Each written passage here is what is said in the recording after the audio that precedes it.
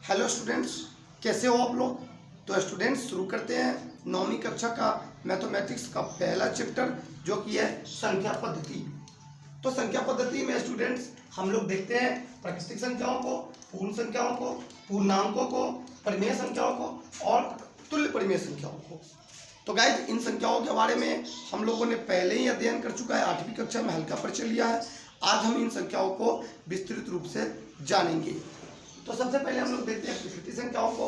तो इन संख्याओं को अच्छे से समझने के लिए हम लोग ड्रॉ करेंगे एक संख्या रेखा को। जब तक मैं करता हूं संख्या रेखा को ड्रॉ, तब तक आप लोग कर लीजिए वीडियो को लाइक।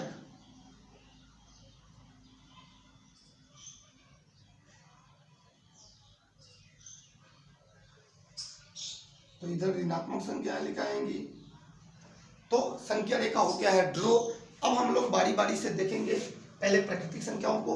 इन संख्याओं को स्टोर करने के लिए, एक अच्छे जगह पर रखने के लिए हम लोग एक बैग को ड्रॉ कर लेते हैं। तो देखिए हमारा एक थैला तैयार है।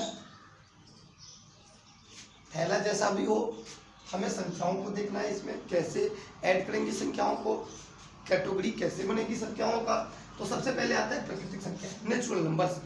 तो हम लोग संख्या रेखा पर 0 से दाहिनी की तरफ जब हम लोग बढ़ेंगे राइट हैंड की तरफ, तो हमें जो संख्याएं मिलेंगी वो संख्या होगा प्राकृतिक संख्याएं, अर्थात वो संख्या में गिनती की संख्याएं मिलेंगी। जैसे 1 2 3 4 1 2 3 4 से लेकर के अनंत तक संख्याएं जिसकी कोई सीमा नहीं है। तो हम लोग ऐसी संख्याओं को अपने इस बैग में रख लेते हैं। 1 5 6 9 100 500 आदि ये अनंत संख्याएं हैं। तो ऐसी संख्याओं के समूह को, ऐसी संख्याओं के कलेक्शन को, एक संग्रह को हम लोग कहते हैं प्राकृतिक संख्याएं, नेचुरल नंबर। और इसे डिनोट करते हैं अंग्रेजी के कैपिटल एन लेटर से। अब हम लोग देखते हैं, तो हमने देखा कि गिनती की जितनी भी संख्याएं हैं वह सभी प्राकृतिक संख्याएं होगी। और अब हम देखते हैं पूर्ण संख्याओं को, होल नंबर।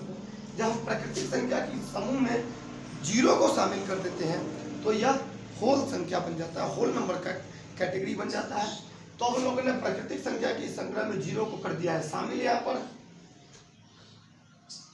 ये 0 जब हम संख्या रेखा से वापस की तरफ बढ़े हैं तो हमें 0 मिला है, तो 0 को मैंने कर दिया शामिल। और अब ये जो संख्या का एक नया समूह बन गया जिसमें गिनती की संख्याओं के साथ साथ 0 भी शामिल है, तो यह हो जाएगा पूर्ण संख्याओं का समूह। और इसे हम लोग डिनोट करेंगे इंग्लिश लेटर के, इंग्लिश भाषा के कैपिटल लेटर W से। अब हम लोग देखेंगे पूर्णांक के बारे में, इंटीजर के बारे में। तो अब हम संख्या रेखा पर और दाईं की तरफ, लेफ्ट हैंड की तरफ बढ़ेंगे तो हमें कुछ ऋणात्मक संख्याएं मिलती है। तो अब हम इसमें से इन ऋणात्मक संख्याओं को भी इसमें ऐड कर लेंगे। -600 500 अनंत संख्याएं हैं इधर भी। तो अब जब हमने इस समूह में गिनती की सभी संख्याओं को, यानी कि प्राकृतिक संख्याओं को, पूर्ण संख्याओं को और ऋणात्मक संख्याओं को, इन सभी संख्याओं को, धनात्मक, ऋणात्मक और 0, इन सभी को जब इकट्ठा कर लिया है, तो अब जो ये संग्रह बन गया इसे हम लोग कहेंगे पूर्णांक, यानी कि इंटीजर। और इसे सूचित करेंगे इंग्लिश लेटर, इंग्लिश भाषा का जो लेटर है कैपिटल लेटर Z से, कैपिटल Z से इसे हम लोग करेंगे डिनोट। अब Z से ही क्यों? तो Z एक जहलीन, एक जर्मन शब्द है, जहलीन, ZHLEN, जहलीन, जिसका मतलब होता है गिनती। और एक दूसरा शब्द है जहल, ZAHL, जहल। तो जहलीन शब्द से Z शब्द लिया गया है, Z लेटर लिया गया है जहलीन शब्द से, जो कि जर्मन भाषा का शब्द है। तो अब हम लोग पूर्णांकों को हम लोगों ने देख लिया है। अब हम लोग चलेंगे परिमेय संख्या की तरफ। परिमेय संख्या का भी एक हल्का सा परिचय 8वीं कक्षा में हम लोगों को देखने को मिला है, लेकिन अब हम इसके बारे में विस्तार से अध्ययन करेंगे। तो परिमेय संख्या, अभी तक हमने संख्या रेखा की सभी संख्याओं को उठा लिया, लेकिन दोस्तों अभी कई सारी संख्याएं संख्या रेखा पर बची हुई है। जैसे 5/6, 1/2, -3/4 इत्यादि। जब हम लोग अपने इस संख्या समूह में पूर्णांक भिन्न वाली संख्याओं को भी ऐड कर लेते हैं, पूर्णांक को ऐड करने के बाद तो अब जो ये नया संख्या का समूह बना, ये बन गया परिमेय संख्याओं का समूह, और इसे हम लोग डिनोट करते हैं क्यू से। क्यू इंग्लिश शब्द का क्यूटेंट शब्द से लिया गया है, और रेशनल नंबर्स जो है, रेशनल शब्द इंग्लिश भाषा के रेशियो शब्द से लिया गया है। तो हम लोग पूर्णांकों के समूह में जब भिन्न वाली संख्याओं को भी सम्मिलित कर देते हैं तो वह परिमेय संख्याओं का समूह बन जाता है। अभी आप देख रहे हैं बोर्ड पर कि परिमेय संख्या के साथ हमने सह अभाज्य संख्याएं लिखी है, को प्राइम नंबर।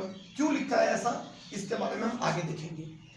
तो परिमेय संख्या के बारे में हम लोग एक डिफिनेशन लिख सकते हैं कि वैसी संख्या है जो P बाई क्यू के रूप में लिखा जाए, जो P बाई क्यू के रूप में लिखा जाए, जहां P और Q दोनों पूर्णांक हो,